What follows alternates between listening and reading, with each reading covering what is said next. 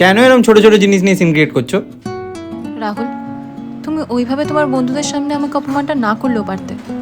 Just because আমি তোমাকে নিজের ট্রমাগুলো বলেছি, নিজের পাস্ট রিলেশনশিপগুলোর কথা বলেছি, তার মানে এটা নয় কি তুমি তোমার বন্ধুদেরকে বলবে কি এর আগে আমি হাজারটা ছেলেকে নাচিয়ে বেরিয়েছি আর তোমাকেও এভাবেই পটিয়েছি। This is very disrespectful and unfortunately তুমি সেটা বোঝোও না।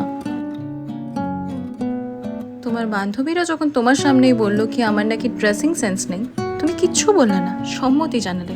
অথচ তুমি এটা বললে না তোমার ইনসিকিউরিটিসের জন্যই আমি ওই জামাগুলো পরা ছেড়েছি। ওখানে সবার সামনে আমি যখন পেমেন্ট করতে যাচ্ছিলাম তুমি বললে আমি নাকি তোমার টাকা নিয়ে তোমাকেই দিচ্ছি। অথচ তোমার কথাতেই আমি ওই জবটা ছেড়েছিলাম কারণ তুমি পছন্দ করতে না যে তোমার গার্লফ্রেন্ড ওখানে জব করতে যাক। প্লিজ কোনো এক্সপ্লেনেশন দিতে এসো না। নন্দিনী যে তোমার এক্স সেটা তুমি কেন বলোনি আমাকে? আজকে যদি তোমার বন্ধুরা আমার সামনে ওকে নিয়ে ইয়ার্কি না মারতো তাহলে আমি সারা জীবন বাস এটাই ভেবে যেতাম কেউ তোমার বন্ধু হয়। গার্লফ্রেন্ড হিসেবে কি এটুকু জানার অধিকারও আমার নেই?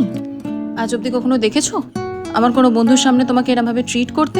একটা ক্রিকেটারের নাম বলতে পারিনি বলে তুমি সবার সামনে আমাকে নিয়ে হাসি ঠাট্টা করলে। অথচ একটা সংসার চালাতে কত কিছু মাথায় রাখতে হয়, কত কিছুর হিসেব রাখতে হয়, সেই আইডিয়াটাও তোমার আছে? সরি, এটা তো আমি আশাও রাখতে পারি না কি এই আইডিয়াটা তোমার থাকবে। অথচ সবার সামনে সেই বিষয়টা নিয়ে আমি তোমার নাম নিয়ে হাসাহাসি করি না।